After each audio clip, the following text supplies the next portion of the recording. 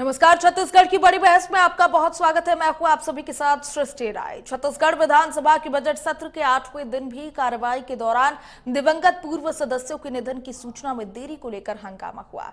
Speaker doctor Raman Singh ने इस पर कड़ी नाराजगी जताते हुए संबंधित अधिकारियों पर कार्रवाई के निर्देश दिए। वहीं प्रश्नकाल में इन्वेस्ट छत्तीसगढ़ सम्मेलन का मुद्दा भी गूंजा। नेता प्रतिपक्ष चरणदास महंत ने इस सम्मेलन को दूल्ही के बिना बारात ले जाने वाली परंपरा बता दिया। इसके बाद शून्यकाल में भी जिला और जनपद अध्यक्ष उपाध्यक्ष चुनाव की तारीख आगे बढ़ाने का मुद्दा उठा। इसको लेकर भी सदन में जमकर हंगामा हुआ और विपक्ष ने वॉकआउट कर दिया। कांग्रेस विधायक और पूर्व मंत्री अनिला भेड़िया ने सवाल किया, बिना पूर्व सूचना के चुनाव क्यों स्थगित कर दिए गए, ये सवाल उठाया। उन्होंने आरोप लगाया कि खरीद फरोख्त के लिए चुनाव रोका गया है। विधायक उमेश पटेल ने भी कहा कि कई जिलों में निर्वाचित जनप्रतिनिधियों पर दबाव बनाया जा रहा। वहीं भूपेश बघेल ने दुर्ग जिला पंचायत चुनाव का हवाला देते हुए कहा कि वहां 2 महिला दावेदारों को विधायक के घर में बैठाया गया और निर्विरोध अध्यक्ष चुन लिया गया। ये लोकतंत्र की हत्या है। इस मुद्दे पर विक्रम मंडावी और दिलीप लहरिया ने भी सरकार को घेरा। सत्ता पक्ष की ओर से कोई स्पष्ट जवाब न मिलने पर विपक्ष ने सदन से वॉकआउट कर दिया और नारेबाजी करते हुए बाहर निकल गए। आज इसी मुद्दे पर विस्तार से बात करेंगे। चर्चा के लिए कुछ मेहमान भी जुड़ेंगे, लेकिन उससे पहले सियासी बयानबाजी सुनिए। नगरीय निकाय चुनाव और पंचायती राज के चुनाव हुए, जिस प्रकार से सत्ताधारी दल ने शराब और पैसे और शासकीय मिशनरियों के दुरुपयोग करते हुए चुनाव जीतने की कोशिश की और अभी भी वो लगातार जारी है। और अभी जो जनपद अध्यक्षों के चुनाव हुए, जिसमें डौंडी लोहारा में, भानु प्रतापपुर में, चारामा में और साथ ही इधर बागबहारा में और दुर्ग जिला पंचायत के जो चुनाव हुए, वो लोकतंत्र को तार तार किया है, अपमानित किया है। जिसमें ये 3 ब्लॉक, जो पहले 3-4 ब्लॉक में जो मैंने कहा, उसमें बैठक आहूत हो गई थी। जो जितने जनपद सदस्य हैं वो बैठक में चले गए थे, हाल में थे। और उसके बाद 10 मिनट बाद ऊपर से कहीं फोन आता है और उसके बाद चुनाव निरस्त कर दिया जाता है। जहां बहुमत नहीं है वहां तिथि बदलने की कार्रवाई हो रही है। तिथि बदलने की कार्रवाई एक है। दूसरी बात, बैठक आहूत होने के बाद उसको कैंसिल कर दिया गया। और दुर्ग जिला पंचायत में हुआ ये सेलिब्रेशन होटल में हमारे सभी जिला पंचायत सदस्य थे कांग्रेस पक्ष के। उसमें 2 ही अनुसूचित जाति की 2 महिला जीती है और अनुसूचित जाति के लिए आरक्षित है। एक भाजपा से जीती है, एक कांग्रेस से जीती है। जो कांग्रेस के जिला पंचायत सदस्य है, उसका एक रिश्तेदार शासकीय कर्मचारी है, वो आता है और लेके एक विधायक के निवास में बिठा देते हैं और नामांकन का समय चला गया और उसके बाद उसको छोड़ दिया गया। तो इस प्रकार से लोकतंत्र के चीरहरण ये सरकार कर रही है। गलत बातें हैं और मैं आपसे बिल्कुल ये कहना चाहता हूं कि लोकतंत्र है भाई, और भाजपा लोकतंत्र के सम्मान करने वाली पार्टी है। जनादेश जो आ गया सो आ गया, अब उससे कोई खिलवाड़ हो नहीं सकता है। और कहीं का भी हो, कहीं का भी हो, कोई एक बार भी ऐसा सोचे तो वो गलत है। और कहीं ऐसा लगता है उनको ऐसा है तो मैं बिल्कुल व्यक्तिगत रूप से भी उपस्थित हूं इस बात के लिए जानकारी बातचीत करने के लिए। ऐसा हरगिज नहीं है। नई शक पा रहे हैं माननीय विष्णुदेव साय जी की सरकार से, तो अब ईवीएम के बाद ये दूसरा शिगुफा है जिसको छोड़ने की कोशिश है। तो ऐसे ही सारे और नए शिगुफे इनको खोजने पड़ेंगे। भाजपा की न रफ्तार रुकेगी और न भाजपा का आकार रुकेगा।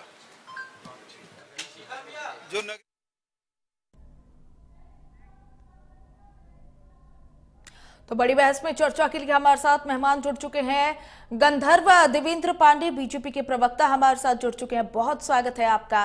तो वही अनिल सिंह चौहान कांग्रेस के प्रवक्ता भी हमारे साथ जुड़ चुके हैं, आपका भी बहुत स्वागत है। गंधर्व देवेंद्र पांडे जी, मैं सबसे पहले आपका रुख करूंगी।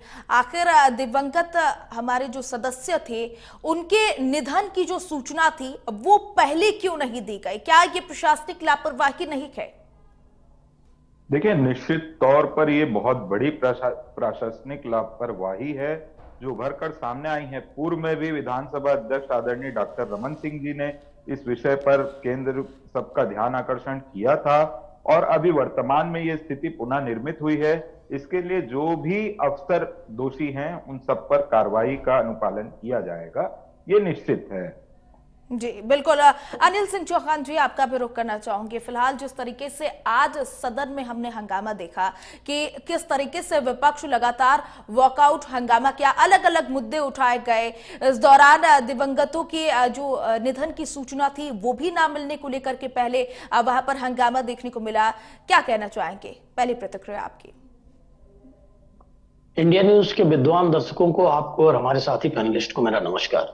देखिए, ये अफसरशाही छत्तीसगढ़ में प्रशासनिक आतंकवाद का स्वरूप लेते जा रहा है। आप देख लीजिए कि 4 पावर सेंटर हैं सत्ता में, मुख्यमंत्री उप मुख्यमंत्री दोनों अलग अलग हैं और एक तरफ वित्त मंत्री ओपी चौधरी हैं।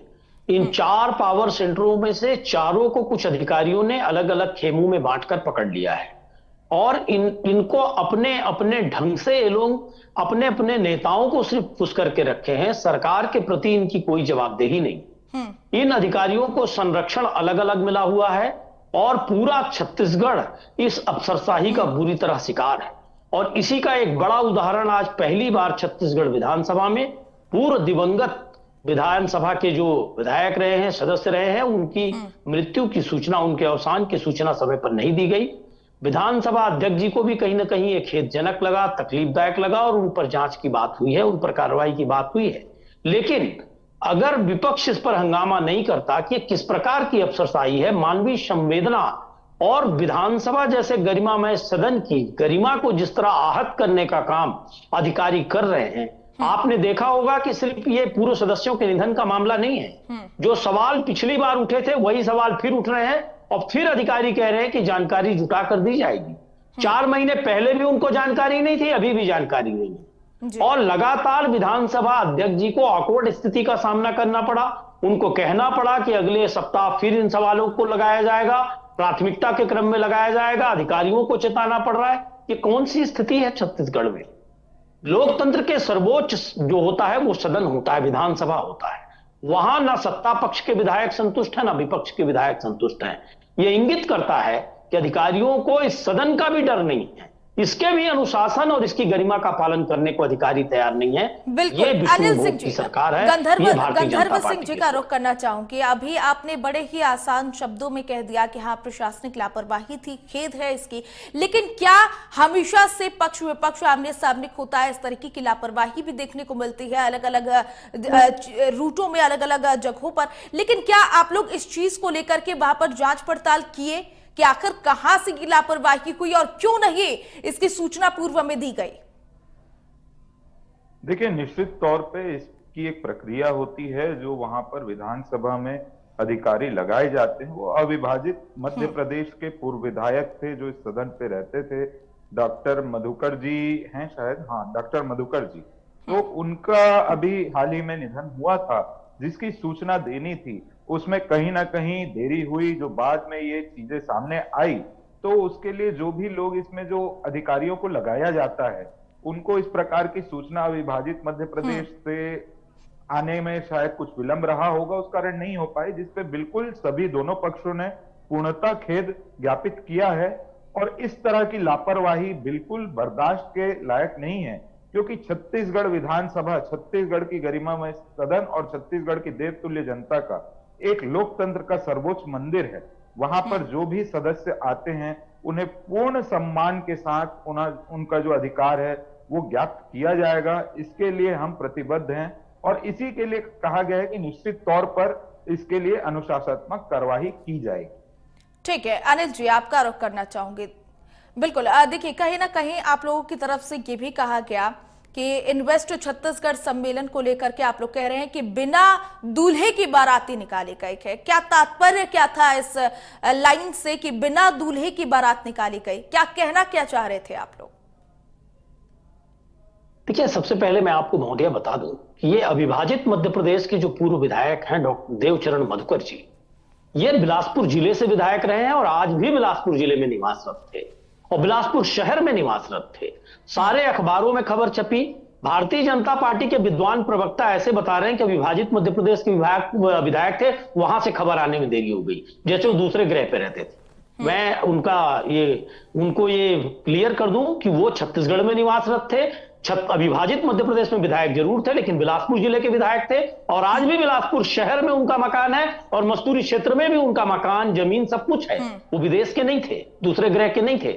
और बिलासपुर के अधिकारियों की इसमें गलती है, वहां के कलेक्टर की, वहां जो प्रोटोकॉल देखते हैं उनकी गलती है, और अधिकारियों की जो ये कहना चाहिए उन्माद है, वो इससे स्पष्ट होता है। संबंधित कलेक्टर पर और संबंधित अधिकारियों पर कार्रवाई होनी चाहिए। यह कहकर कि साहब मध्य प्रदेश से जानकारी आने में देर हो गई होगी, इंडिया न्यूज के विद्वान दर्शकों को गुमराह मत करिए। दूसरी बात देखिए, यह इन्वेस्टर समिट होता है, इस तरह के ऐसे समिट होते हैं जो बिना दूल्हे की बारात इसलिए कहा गया कि ना उसमें किसी का इंटरेस्ट रहा, ना आज पूरा शेयर मार्केट धड़ाम से गिर रहा है, ना कोई इन्वेस्टर्स आए, जबरदस्ती का प्रोपेगेंडा रचा गया। जिनको मुख्य पैसा लगाना है छत्तीसगढ़ में, ऐसे कोई भी इन्वेस्टर्स ने कोई इंटरेस्ट नहीं लिया, क्योंकि यहां प्रशासनिक आतंकवाद या जिस तरह से सरकार धड़ों में बटी हुई दिखती है, या कह लीजिए कि दिल्ली में जो रिमोट कंट्रोल है उसको समझते हुए इन्वेस्टर्स को लगता है कि साहब हम दिल्ली वाले को साध लेंगे जो यहां रिमोट कंट्रोल से सरकार चला रहा है, यहां तो कुछ होना ही नहीं है। तो यहां कोई भी इन्वेस्टर्स इंटरेस्ट नहीं लिए,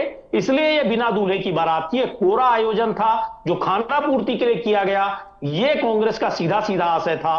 ओवरऑल में आप देख लीजिए कि मुख्यमंत्री के विभाग, जो माननीय पूर्व मुख्यमंत्री भूपेश बघेल जी ने सवाल उठाया कि मुख्यमंत्री जी के विभाग, शिक्षा विभाग में फर्जी आदेश जारी हो जाते हैं, यह प्रशासनिक आतंकवाद का एक और उदाहरण है। ये कौन सी सरकार है, किस प्रकार से चल रही है, ये छत्तीसगढ़ की जनता को समझना है।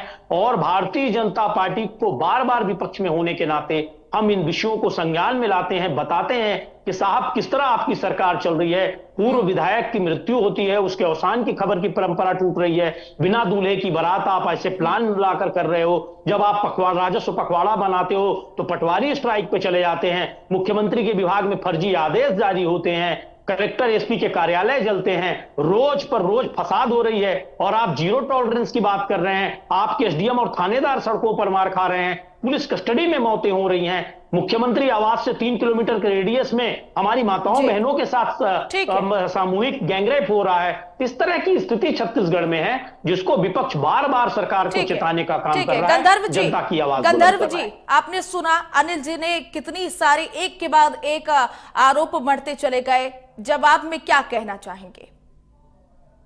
देखिए, अनिल सिंह चौहान जी कांग्रेस पार्टी के विद्वान प्रवक्ता हैं, हमारे बड़े भाई हैं। उन्होंने जो आरोप लगाया उन सभी का मैं जवाब देता हूं। जो बिन दूल्हे की बारात ये छत्तीसगढ़ के इन्वेस्ट इन छत्तीसगढ़ समिट को जिक्र कर रहे हैं, उसमें आदरणीय मंत्री उद्योग विभाग के जो लखनलाल देवांगन जी हैं, उन्होंने विधानसभा के पटल पर ही स्पष्ट किया कि 31 कंपनियों ने इसमें इंटरेस्ट दिखाया है और 1 लाख करोड़ से अधिक का इन्वेस्टमेंट छत्तीसगढ़ में होगा, इसकी प्रक्रिया जारी है। इसके बाद जो ये आरोप लगाए, ये सब इन्हीं के बिछाए जाल हैं, जिसको आज भारतीय जनता पार्टी काटने का काम कर रही है। इनका जो गली गली मोहल्ले मोहल्ले नशे का साम्राज्य जो इन्होंने भूपेश बघेल जी और एजाज ढेबर जी के राज में खड़ा किया, जहां नकली शराब से लेकर शराबबंदी का वादा करके सत्ता में आए, उसके बाद इन्होंने जो ये व्यापार खड़ा किया, चाहे वो कोल माफिया का हो, चाहे वो रेत माफिया का हो, चाहे वो ये दवाइयों का हो, नकली नशीली दवाइयों का, इन सभी चीजों के कारण। और छत्तीसगढ़ में आज की स्थिति में भी आप देखेंगे, कोई भी बड़ी कानूनी गतिविधि होती है, उसके पीछे जब जांच की जाती है तो दोषी कहीं ना कहीं कांग्रेस पार्टी के लोग और कांग्रेस पार्टी के कार्यकर्ता ही आते हैं। उसके बावजूद जब 5 साल इनकी सरकार थी तो विभिन्न भ्रष्टाचारी मनी स्पिनर योजनाओं का निर्माण करना, और उसके मद्देनजर इन्होंने जो करोड़ों का भ्रष्टाचार किया, आज की डेट में केवल और केवल सिर्फ ईडीआई के दफ्तर को घेरने का काम कर रहे हैं, ताकि ये जो 5 साल इन्होंने भ्रष्टाचार करके छत्तीसगढ़ की भोली भाली जनता का पैसा लूटा, उसको कैसे सहेज के रख सके।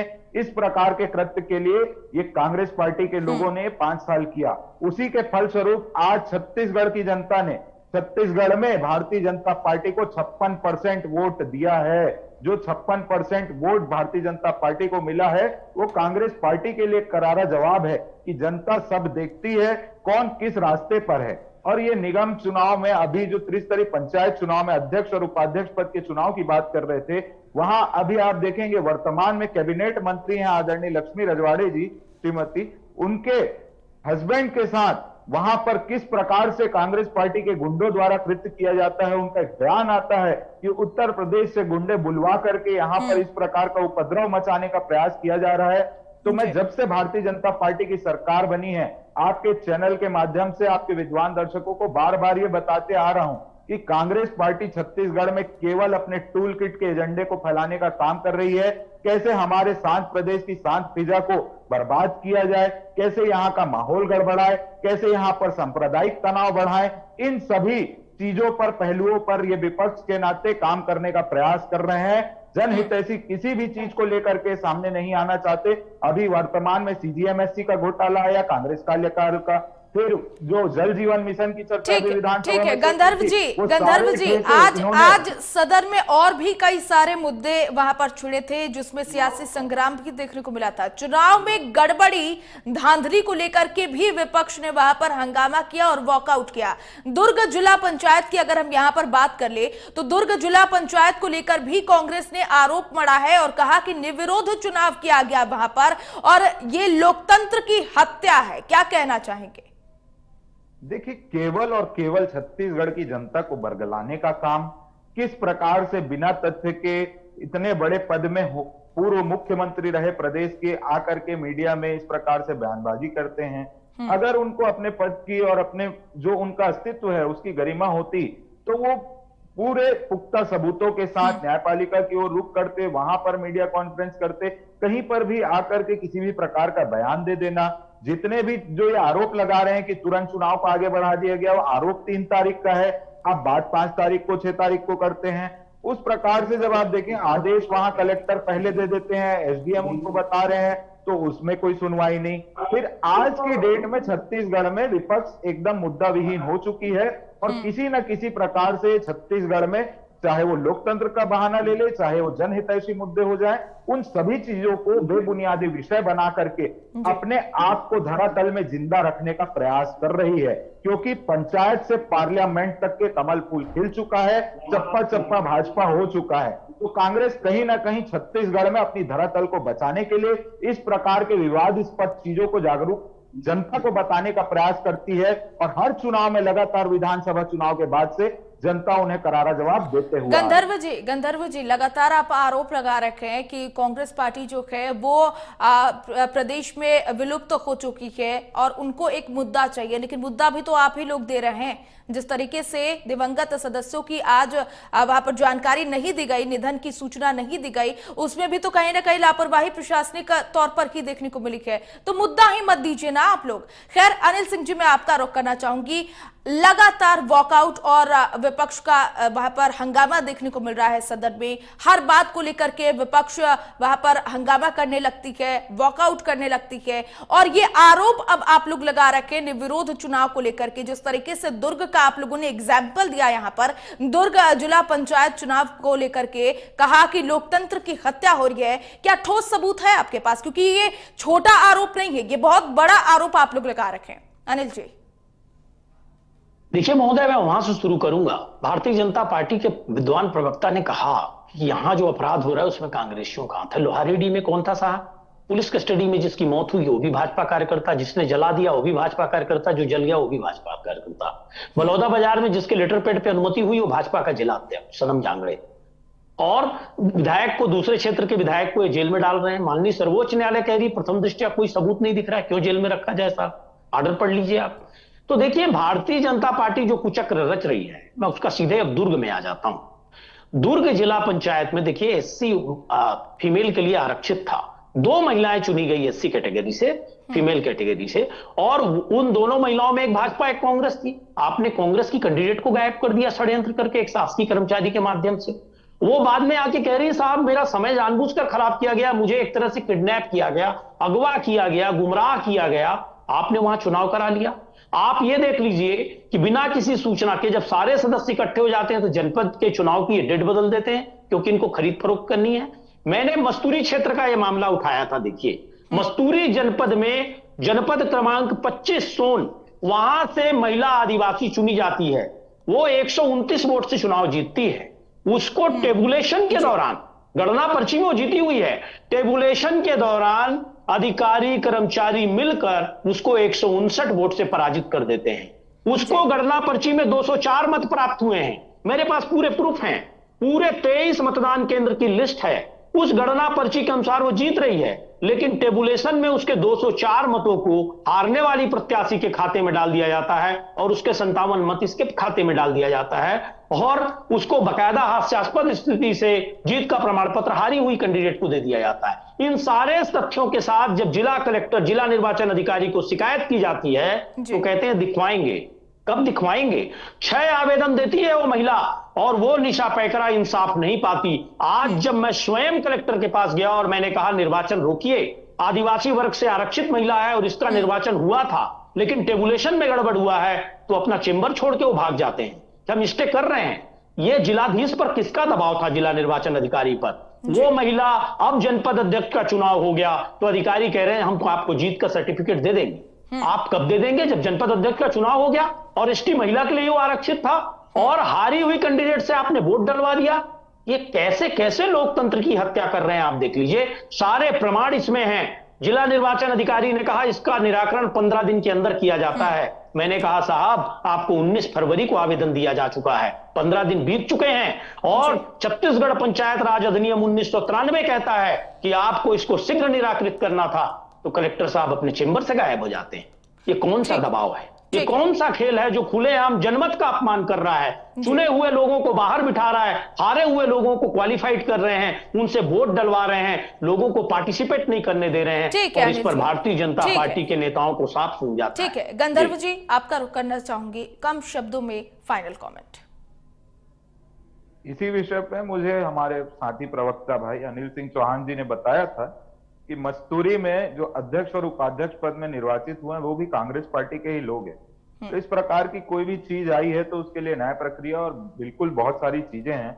आज अंतिम दिन में अनिल सिंह चौहान जी स्वयं वहां उपस्थित हुए, उन्होंने इस प्रक्रिया में वहां कलेक्टर और स्थानीय लोगों से बात की है।